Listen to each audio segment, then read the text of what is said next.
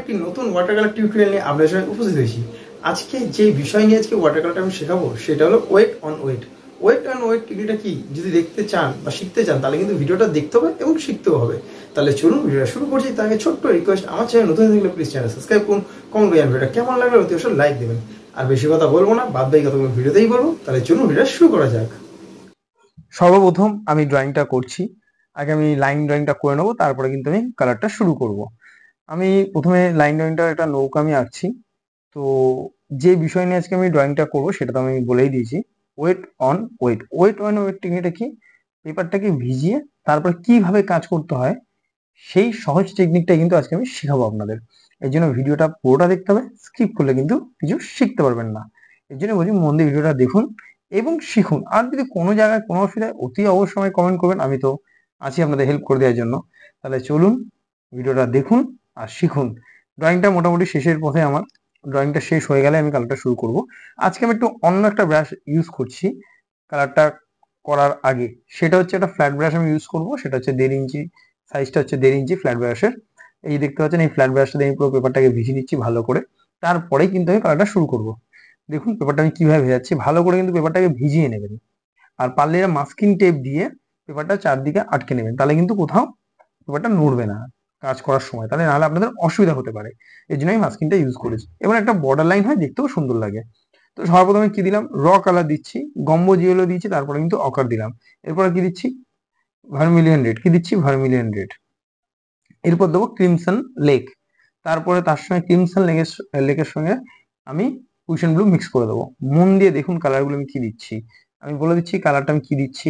এই দেখছেন, এটা কি নিলাম, কুশনের সঙ্গে ক্রিমসন লেকটা আমি মিক্স করে কিন্তু এটা ভায়োলেট, ডার্ক ভায়োলেট তৈরি হয়েছে, সেই কালারটা দিচ্ছি। এবং আরেকটা কথা বলছি, সেটা কিন্তু বুঝে নিন ভালো করে। জল দেওয়ার পর কিন্তু রংটা নেবেন, মিনস গাঢ় রং নেবেন, জল কম নেবেন, রং বেশি নেবেন, তাহলেই কিন্তু হবে, নাহলে কিন্তু এরকম কালারটা আসবে না। আর এই যে এফেক্টটা আমি জলের দিচ্ছি, সেটা কি দিয়ে করে দিচ্ছি, সেটা আমি কুশনের সঙ্গেই ক্রিমসন লেকটা খুব ডার্ক করে কালারটা তৈরি করছি। দেখুন খুবই ডার্ক, মানে জলটা নেই বলতেই চলে, রং বেশি। তো এইভাবে আমি মানে যেইভাবে করছি, এফেক্টটা দিচ্ছি, এই তুলিটা আমি কিভাবে টানছি, আপনারা কিন্তু দেখুন এবং প্র্যাকটিসটা করুন, তাহলেই কিন্তু শিখতে পারবে। শুধু দেখলে ভিডিওটা হবে না, আপনাদের বাড়িতে প্র্যাকটিসও করতে হবে। যদি প্র্যাকটিস না করেন তাহলে কিন্তু ওয়াটার কালারটা শিখতে পারবেন না। প্র্যাকটিসটা কিন্তু খুব ইম্পর্টেন্ট ওয়াটার কালারের জন্য, কারণ এটা একটা প্র্যাকটিক্যাল ফিল্ড, মানে আপনাকে কাজ করতে হবে, তাহলেই কিন্তু আপনার কাজ যত বেশি করবেন তত বেশি আপনি ওয়াটার কালারে ইমপ্রুভ করবেন। তো আমি কি করছি, ড্রাই করে নিয়ে যে জায়গাগুলো আমার মনে হচ্ছে একটু হোয়াইট স্পেস দরকার, সেগুলো কিন্তু আমি ড্রাই তুলে দিয়ে দেখছি আমি কিভাবে বের করে নিচ্ছি। এভাবে কিন্তু বের করে নেবেন। আর পেপারটা আমি বলে দিচ্ছি, পেপারটা আমি এখানে কিন্তু হ্যান্ডমেড ইউজ করেছি। হ্যান্ডমেড পেপার আমি ইউজ করেছি 250 GSM এর পেপার, আপনারা চাইলে একটু বেশিও নিতে পারেন। ঠিক আছে, এবার মন দিয়ে দেখুন আমি কিভাবে করছি, জিনিসগুলো কিন্তু দেখুন এবং শিখুন। পারলে স্কিপ না করে এটাকে পজ করে, মানে স্টপ করে করে প্র্যাকটিসও করুন। আচ্ছা, হয়ে যাওয়ার পর শুকিয়ে গেছে, শুকিয়ে যাওয়ার পর দেখুন কালারটা কেমন এসছে, দেখেছেন কত সুন্দর কালারটা এসছে। এবার আমি যেটা করব সেটা হচ্ছে, প্রথমে যেটা এবার করব সেটা হচ্ছে নৌকার যে রিফ্লেকশন জলে পড়ছে সেটা আমি কি কালার করছি, ওশেন ব্লু নিয়েছি, ক্রিমসন লেক নিয়েছি, আর একটু আল্টিমেট নিয়েছি। এই কালারগুলো দিয়ে আমি দেখুন নৌকার যে রিফ্লেকশনটা জলে পড়ছে সেটাই কিন্তু আমি আগে করছি। এটা করার পর আমি নৌকাটা করব। ঠিক আছে, খুব সোজা, কিন্তু দেখতে মনে হচ্ছে খুব কঠিন, খুব একটি মানে জটিল ব্যাপার, একদম এটা নয়। আমি কি বললাম, এটা যদি আপনি কন্টিনিউ, এই ছবিটা যেটা আমি করেছি এখন, এটা যদি দেখে দেখে আমি 4 বার প্র্যাকটিস করেন, তাহলে কিন্তু দেখবেন আপনি এটা করতে পারছেন। আর যদি করতে গিয়ে কোনো জায়গায় অসুবিধা হয়, আমাকে অতি অবশ্যই কমেন্ট করবেন, আমি তো বললাম আমি আছি, আপনাদের হেল্প করে দেবো। প্র্যাকটিসটা করুন, প্র্যাকটিসটা না করলে কিন্তু ওয়াটার কালার শেখা খুব মুশকিল। এটা আমি আবারও বলছি, এটা প্র্যাকটিক্যাল ফিল্ড, এটা কিন্তু কোনো থিওরি না, মানে থিওরি বলতে পড়ার বিষয় নয়, এটা প্র্যাকটিক্যাল মানে কাজ করতে হবে, নিজেকে আপনাকে প্র্যাকটিস করতে হবে। এভাবে আঁকছি, এভাবে আপনাদের আঁকতে হবে। তো এবার নৌকাটা আমি করছি। নৌকাটা আমি প্রথমে দিলাম একটু ভার্মিলিয়ন আর ক্রিমসন মিশিয়ে দিলাম, তারপরে ব্রাউন শাইনার সঙ্গে আল্টামিন মিশিয়ে একটা ব্ল্যাক কালার আমি তৈরি করেছি। কি কালার, ব্রাউন শাইনার সঙ্গে আল্টামিন।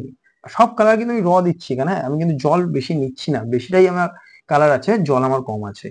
তো এবার আমি নৌকাটা করছি, দেখুন খুব সহজ কিন্তু আঁকাটা।